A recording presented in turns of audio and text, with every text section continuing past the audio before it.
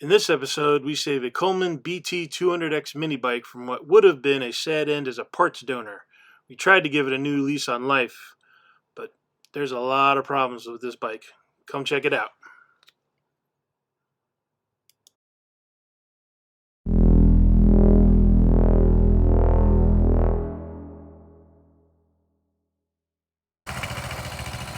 Well, we got ourselves a new toy. This is the Coleman BT200X. This is a 196cc motor. This is a factory. It was used. I just bought it used from Coleman, from Coleman Sales and Services. And I paid a good price for it. It was pretty cheap. Somebody bought it and I guess their kid got afraid of it and they brought it back because they didn't want it for themselves. So I got it for a heavily discounted price. And it's awesome. So this is also going to go on the bus, and we're going to ride it home from here, and then I'll do a more in-depth video, but I just wanted to show you guys. And cool.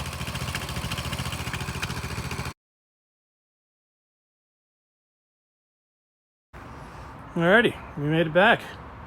About say 4.5, 5 miles. Just did it all on surface sidewalks.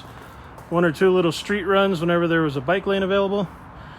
It's completely stock, so it can't get over like 18 or 19 miles an hour at the most, probably even less than that. So I didn't want to drive it out in traffic and hold people up and have a cop stop me. So I just stayed on the sidewalks and bike lanes and did just fine. Now we're back and the fun's gonna start.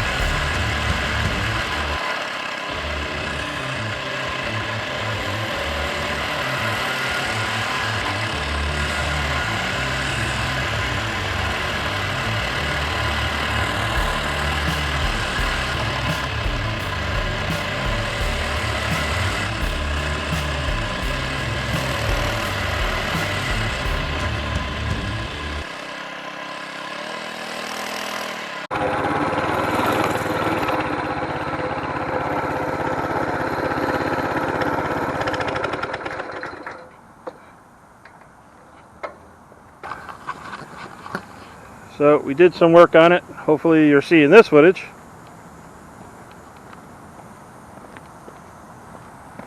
So what I did in here was I took off the screw, not the screw, but I took off the stop that the screw would bang against, because this screw is all soldered in and I didn't have a Dremel to get it out on. So I bent over that tab and broke it off. So that would add a couple extra miles an hour. Then I zip tied the governor spring. I don't know if you can see it under there.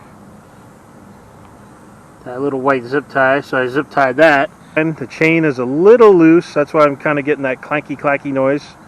The rear chain could be a little bit tighter, in my opinion. It's definitely got like an inch of travel, and it should probably only have a 1/2 inch or a 1/4 inch, but it's got a full inch of travel. But it's still on there working. So I'm gonna go do a couple more little test runs on it. I want to take it outside of this park because they don't really like this kind of thing going on, so they get all kind of whiny and pissy about it. So I'm going to take it out outside and maybe go across the street and go up and down the street a little bit and see what it can do.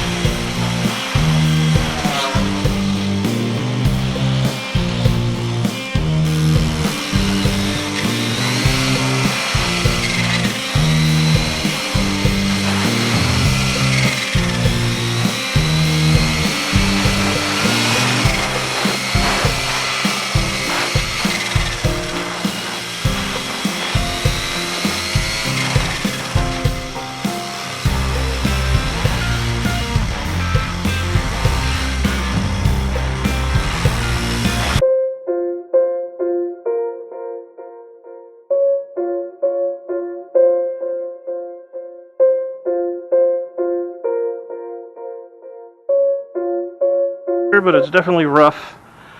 I don't think that clutch or the flywheel, one of them is not balanced, in my opinion, for this motor. Definitely bangs around. You can definitely feel it vibrating. So we're just going to limp this motor along as it is, and then buy a Predator 212 race motor, and then throw the little goodies at that, and just fart around on this thing as it is. I'm not going to invest a bunch of money in it, but it's cool. But I think that's where we're at on this one.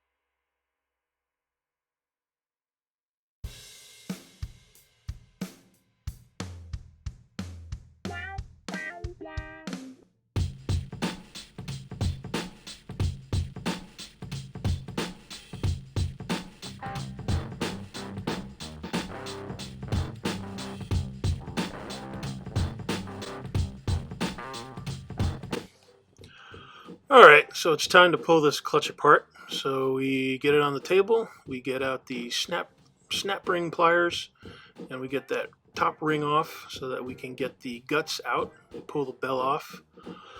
Now we're inspecting things. It looks dry as a bone in there. It is unreal. I don't know how that thing was even working. So now we pull the second snap ring off and we get the clutch pack out. There's the rings and the clutches, and we want to try and keep everything orientated together. So you want to keep them in the same locations. We're inspecting everything to make sure that the no damage, but it is dry. You can tell these clutches hadn't been moving or engaging. So I pick up the little, I call it the platform that they ride on, and I mark it, so I always keep the same orientation. And then when I put it back down and lift it up and put it back down, I always know where it is, and I make sure the little clutches stay in the same spots. And then I go in there with some brake cleaner and just try and clean everything, because it was, like I said, dry as a bone and dusty and dirty in there. And it's okay to get the brake cleaner everywhere at this point, because you're not trying to, it's not like you're dealing with grease. You just want to get everything out of there, just clean everything up. I found an old toothbrush and that I kept for gun cleaning and just used it here. Worked great. You want to hit everything. You want to get the springs, the little platform that the clutches ride on. There's little bits of rust off of there. So this thing didn't look like it was engaging or moving or sliding or anything.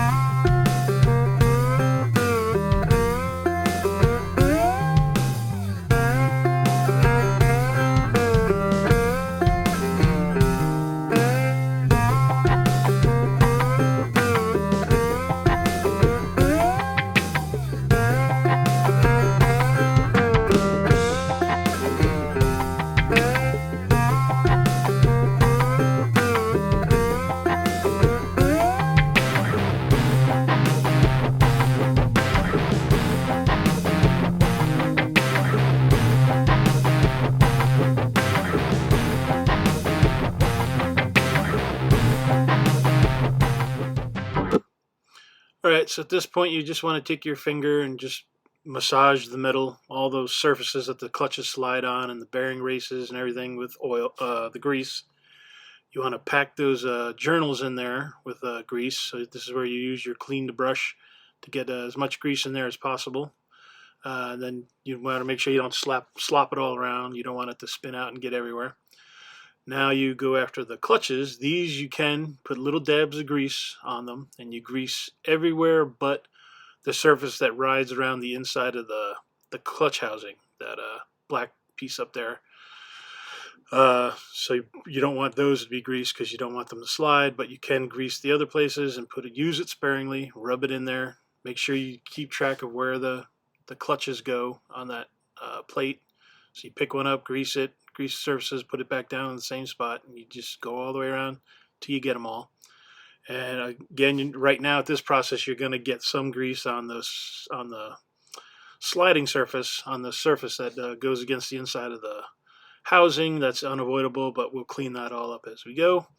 And now we want to scrub the inside of there again. You want to make sure those bearings are got plenty of grease in them. You want to make sure the surface, the flat surface that faces the clutches, the sides of the clutches gets greased. You do not want to grease the ring. And now here I'm just wiping off some of the surfaces to make sure, but I'll end up doing it all again before the whole process is over. You also want to grease that spring. I think we're going to get that at in a second. You want to anywhere that the clutch does not have to slide against that metal inside there, you want to grease. You just want it to slide on the bracket that it's sitting on, that plate I call it.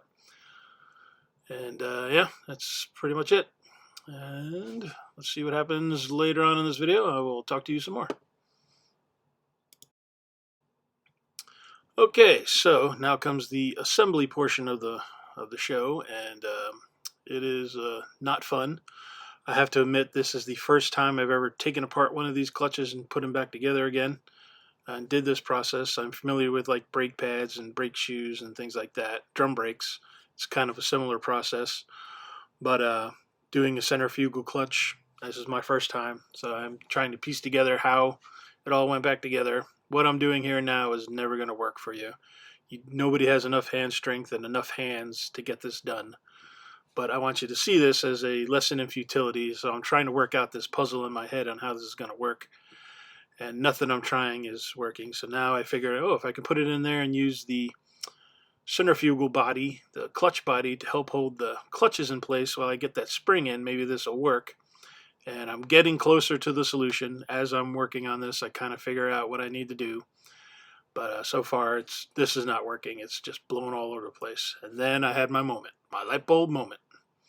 I had another clutch that I bought because I thought that this clutch was bad, and I bought one just to be ready, and I ended up getting the wrong size. So the sprocket on it was the wrong size for a 35 chain, and I needed one for a 40. But I could take this apart, take out that gear, the teeth, and make it a flat surface so it sits flat on the table, and then I can use that as a holder for the clutches so I can put the clutch pack assembly back together without having to worry about damaging my 10-tooth 40.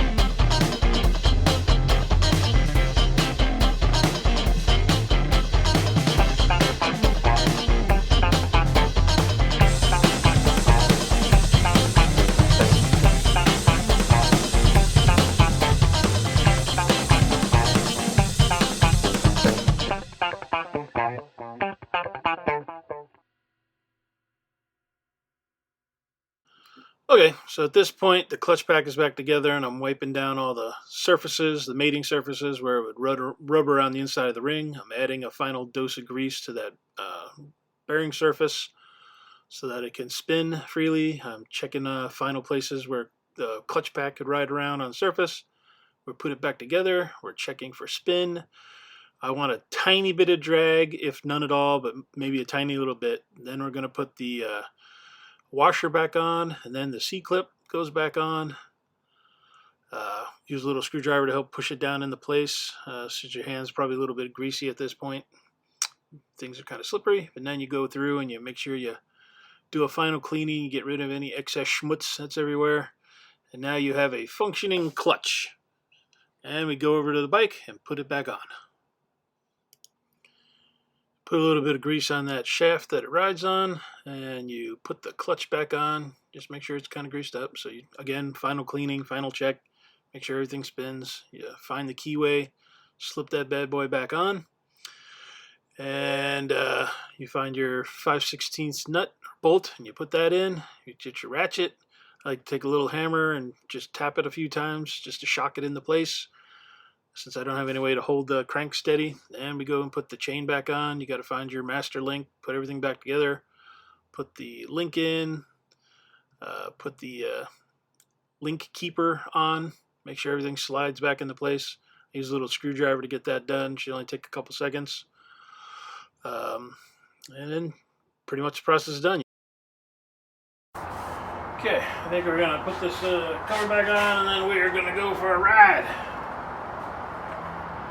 Gonna get on a bad motor scooter and ride.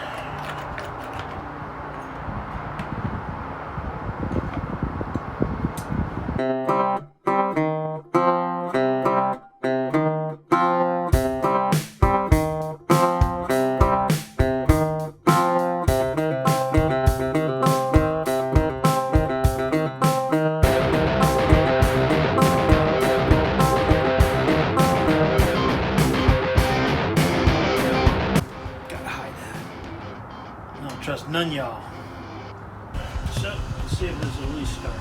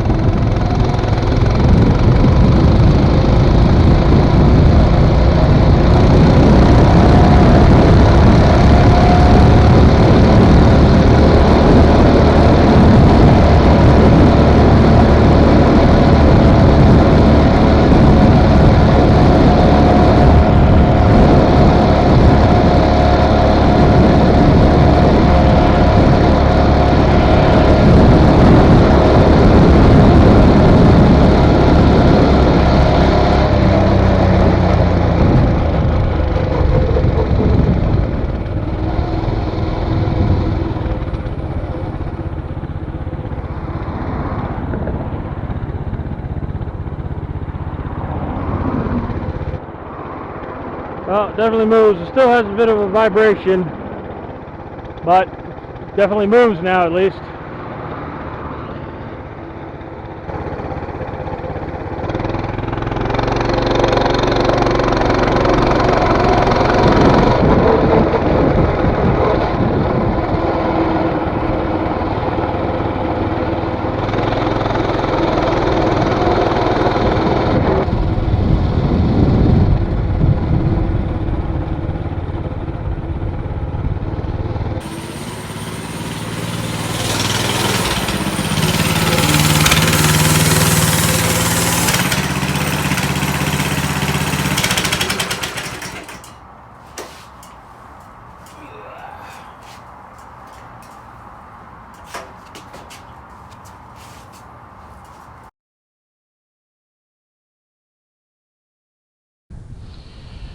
Alright, so we appear to be having some issues still, even though I've removed the stop and I've zip tied the governor and I cleaned and oiled the clutch and put it back on. We're still having some issues. Still doesn't quite get up to speed. It's still struggling. It's still making weird noises. Still has a weird vibration. So what I think I'm going to do now is this cover I noticed has been flipped. Normally when these things ship, this is pointed forward. So the previous owners of this fine vehicle had this cover off for some reason. So now I'm going to crack that open and look at it, and I think that the nut that holds the flywheel on is loose. And I think that might be what's causing the vibration. If I open that up and it's tight as a drum, then it's just something's wrong with the motor. So I'd have to limit riding it until I can get the motor replaced. That's the last thing I can check that would cause that weird vibration. So let's look at that now and see what's going on. So I believe these are going to be either 6 or 8 millimeter nuts or little bolts. Hopefully I got something small enough to fit on there. These are not it.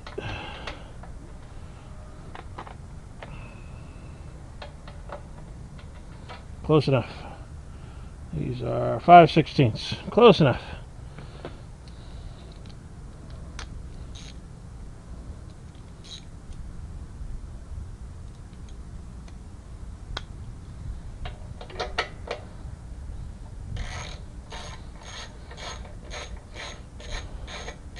I think that's a 15/16 nut that's holding that flywheel bolt on there.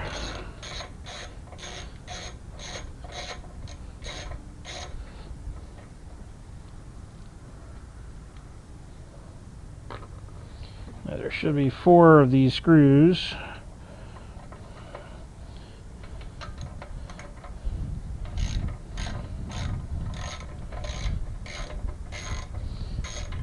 I have a feeling there's only 3.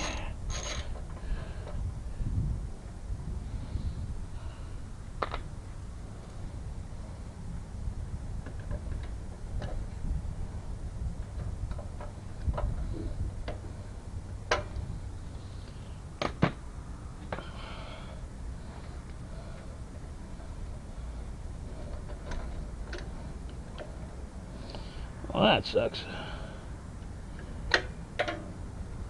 Okay, that popped off rather easy. Alrighty, that's good.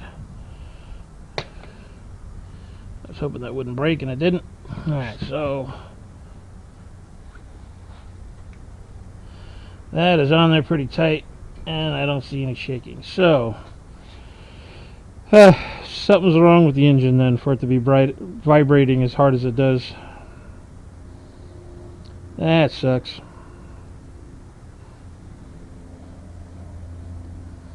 But I don't feel any moving or shaking, and it's not loose. When I had the torque converter off, not the torque converter, when I had the centrifugal clutch off on the other side, I tried moving that shaft, and it wasn't moving or budging. So something is causing this assembly to be off balanced and vibrate at a certain RPM. I don't know what that is.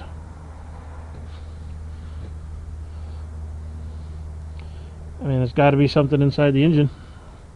Can't imagine it being this jack shaft thing here. That would be the next thing to do. I mean, I don't think that's worn. And the bike is I believe this bike is a 2020,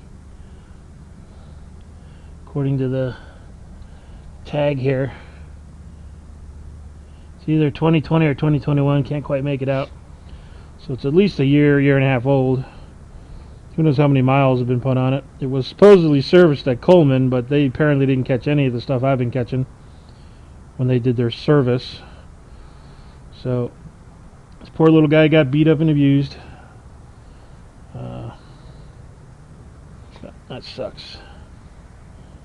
It's probably going to be a 3/4. So let's put that on. Get that on the extension.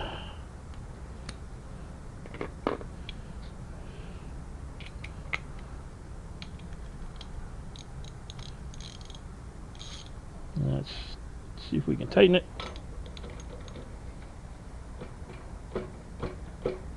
Yeah, that is pretty tight.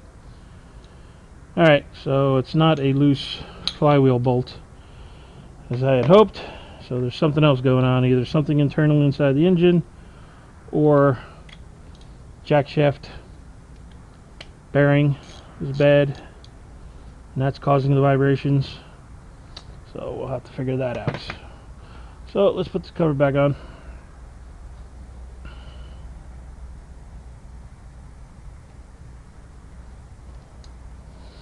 So put in the comments below. I was trying not to put a torque converter on this thing. I just wanted to keep it bare bones. Maybe even run it straight chain. That's still an option too. Instead of putting a torque converter on, I might just take that whole jack shaft assembly off and just run it straight chain, since I don't plan on climbing hills or doing any crazy, stuff like that. I want to do like blasts across the desert and little, straight street running. I don't plan on doing crazy hill climbing or anything. Just run it on the street. Okay, so that doesn't want to operate. So let's do this the right way. There we go. Let's line it up. Yeah, for some reason this camera just does not want to stay running. So we're going to put these in, start them all finger tight, and then cinch them down. Just go easy on them, don't go crazy.